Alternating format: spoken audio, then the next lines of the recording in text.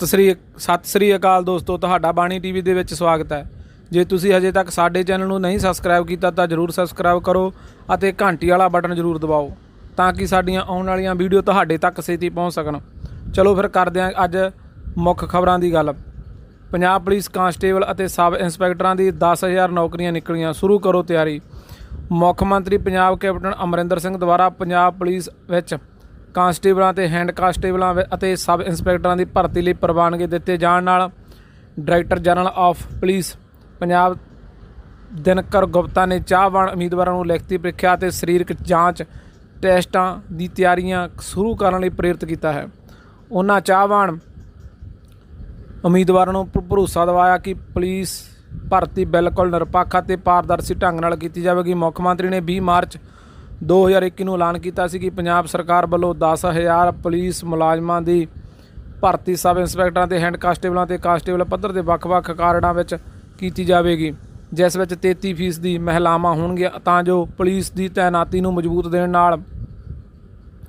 ਨਾਲ ਪ੍ਰਭਾਵਸ਼ਾਲੀ ਪੁਲਿਸਿੰਗ ਨੂੰ ਵੀ ਯਕੀਨ ਬਣਾਇਆ ਜਾ ਸਕੇ। ਇਹਨਾਂ ਕਾਰਡਾਂ ਵਿੱਚ ਜ਼ਿਲ੍ਹਾ ਆਰਮਡ ਇਨਵੈਸਟੀਗੇਸ਼ਨ, ਇੰਟੈਲੀਜੈਂਸ ਅਤੇ ਤਕਨੀਕੀ ਸਹਾਇਤਾ ਸੇਵਾਵਾਂ ਸ਼ਾਮਲ ਹਨ। ਡੀਜੀਪੀ ਦਿਨਕਰ ਗੁਪਤਾ ਨੇ ਦੱਸਿਆ ਕਿ ਪੰਜਾਬ ਪੁਲਿਸ ਵੱਲੋਂ ਆਉਂਦੇ 2-3 ਮਹੀਨੇ ਵਿੱਚ ਵੱਖ-ਵੱਖ ਅਸਾਮੀ ਨੂੰ ਭਰਨ ਲਈ ਭਰਤੀ ਪ੍ਰਕਿਰਿਆ ਸ਼ੁਰੂ ਹੋਵੇਗੀ, ਜੋ ਕਿ ਇਸ ਮੰਤਵ ਲਈ ਗਠਿਤ ਕੀਤੀ ਗਏ ਵੱਖ-ਵੱਖ ਰਾਜ ਪੱਧਰੀ ਭਰਤੀ ਬੋਰਡਾਂ ਦੁਆਰਾ ਕੀਤੀ ਜਾਵੇਗੀ। ਸਬ ਇੰਸਪੈਕਟਰ ਅਤੇ ਹੈਂਡ ਕਾਂਸਟੇਬਲਾਂ ਦੀ ਭਰਤੀ ਨਾਲ ਸੰਬੰਧਿਤ ਵੇਰਵਿਆਂ ਬਾਰੇ ਜਾਣਕਾਰੀ ਦਿੰਦਿਆਂ ਡੀਜੀਪੀ ਨੇ ਕਿਹਾ ਕਿ ਚਾਹਵਾਨ ਉਮੀਦਵਾਰਾਂ ਪੁਰਸ਼ ਜਾਂ ਮਹਿਲਾਵਾਂ ਦੋਵੇਂ ਕੋਲ ਘੱਟੋ-ਘੱਟ ਬੈਚਲਰ ਡਿਗਰੀ ਹੋਣੀ ਚਾਹੀਦੀ ਹੈ। 1 ਜਨਵਰੀ 2021 ਤੱਕ 28 ਸਾਲ ਤੱਕ ਦੀ ਉਮਰ ਹੋਣੀ ਚਾਹੀਦੀ ਹੈ। ਸਰਕਾਰ ਦੀਆਂ ਹਦਾਇਤਾਂ ਅਨੁਸਾਰ ਕੁਝ ਸ਼੍ਰੇਣੀਆਂ ਲਈ ਢਿੱਲ ਦਿੱਤੀ ਜਾਵੇਗੀ। ਇਸੇ ਤਰ੍ਹਾਂ ਕਾਂਸਟੇਬਲਾਂ ਦੇ ਅਹੁਦਿਆਂ ਲਈ ਚਾਹਵਾਨ ਉਮੀਦ ਪੁਰਸ਼ ਜਾਂ ਮਹਿਲਾਵਾਂ ਦੋਵੇਂ ਜਿਨ੍ਹਾਂ ਦੀ ਉਮਰ 1 ਜਨਵਰੀ 2021 ਤੋਂ 18 ਤੋਂ 28 ਸਾਲ ਉਮਰ ਵਰਗ ਹੁੰਦੀ ਹੈ। ਸਰਕਾਰ ਦੀਆਂ ਹਦਾਇਤਾਂ ਅਨੁਸਾਰ ਕੁਝ ਸ਼੍ਰੇਣੀਆਂ ਲਈ ਢਿੱਲ ਦਿੱਤੀ ਜਾਵੇਗੀ ਅਤੇ 12ਵੀਂ ਤੱਕ ਦੀ ਵਿਦਿਅਕ ਯੋਗਤਾ ਬਾਰੇ ਉਹ ਪੰਜਾਬ ਪੁਲਿਸ ਕਾਂਸਟੇਬਲਾਂ ਦੀਆਂ ਅਸਾਮੀਆਂ ਲਈ ਯੋਗ ਹੋਣਗੇ। ਡੀਜੀਪੀ ਨੇ ਅੱਗੇ ਕਿਹਾ ਕਿ ਸਿਰਫ ਘੱਟੋ-ਘੱਟ ਸਰੀਰਕ ਮਾਪ ਸੰਬੰਧੀ ਮਾਪਦੰਡ ਨੂੰ ਪੂਰਾ ਕਰਨ ਵਾਲੇ ਉਮੀਦਵਾਰਾਂ, ਜਿਸ ਵਿੱਚ ਪੁਰਸ਼ ਉਮੀਦਵਾਰਾਂ ਲਈ 5 ਫੁੱਟ ਅਤੇ 7 ਇੰਚ ਕੱਦ ਅਤੇ ਮਹਿਲਾਵਾਂ ਉਮੀਦਵਾਰਾਂ ਲਈ 5 ਫੁੱਟ 2 ਇੰਚ ਕੱਦ ਸ਼ਾਮਲ ਹੈ, ਸਰੀਰਕ ਜਾਂਚ ਟੈਸਟਾਂ ਵਿੱਚ ਸ਼ਾਮਲ ਹੋਣ ਦੀ ਇਜਾਜ਼ਤ ਦਿੱਤੀ ਜਾਵੇਗੀ। ਇਸ ਟੈਸਟ ਵਿੱਚ ਦੌੜ ਪੁਰਸ਼ਾਂ ਲਈ 1600 ਮੀਟਰ ਅਤੇ ਮਹਿਲਾਵਾਂ ਲਈ 800 ਮੀਟਰ ਉੱਚੀ ਸਾਲ ਅਤੇ ਲੰਮੀ ਸਾਲ ਸ਼ਾਮਲ ਹੋਵੇਗੀ।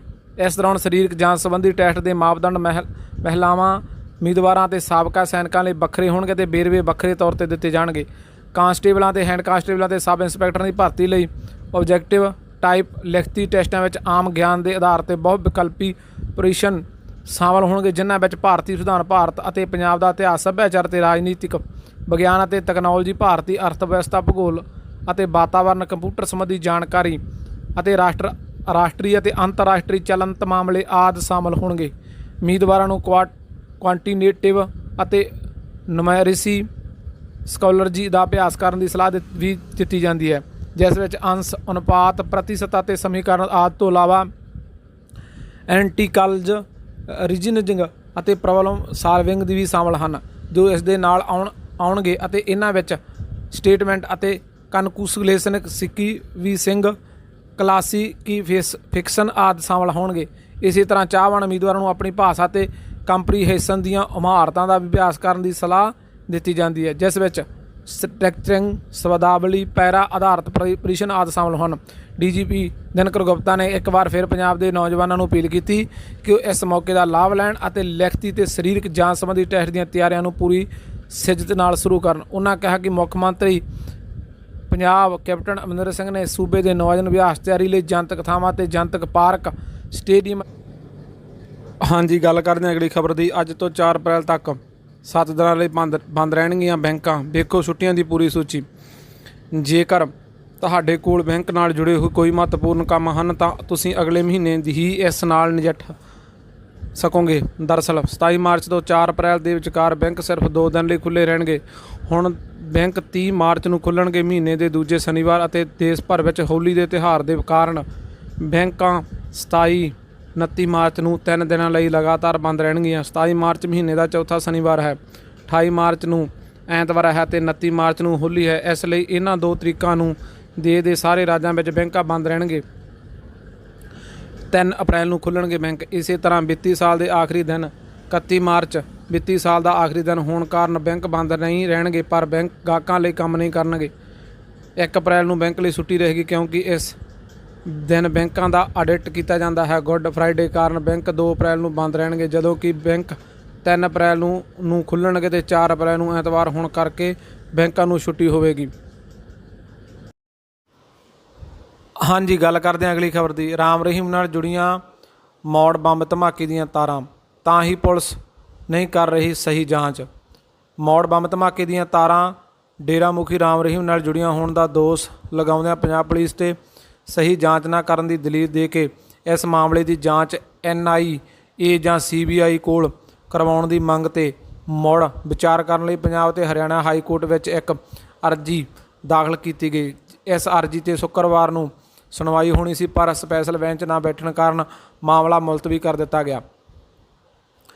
ਪਟੀਸ਼ਨ ਨੇ MS ਜੋਸ਼ੀ ਰਾਹੀਂ ਅਰਜੀ ਦਾਖਲ ਕਰਕੇ ਕਿਹਾ ਕਿ ਇਸ ਮਾਮਲੇ ਦੀ ਜਾਂਚ NIA ਜਾਂ CBI ਕੋਲੋਂ ਕਰਵਾਉਣ ਦੀ ਮੰਗ ਕੀਤੀ ਗਈ ਸੀ, ਪਰ ਹਾਈ ਕੋਰਟ ਨੇ ਪਟੀਸ਼ਨ ਨੂੰ ਜਾਂਚ ਤੇ ਤਸੱਲੀ ਨਾ ਹੋਣ ਦੀ ਸੂਰਤ ਵਿੱਚ ਅਰਜੀ ਤੇ ਮੁੜ ਵਿਚਾਰ ਕਰਵਾਉਣ ਲਈ ਹਾਈ ਕੋਰਟ ਪਹੁੰਚ ਕਰਨ ਦੀ ਛੋਟ ਦੇ ਦਿੱਤੀ ਸੀ।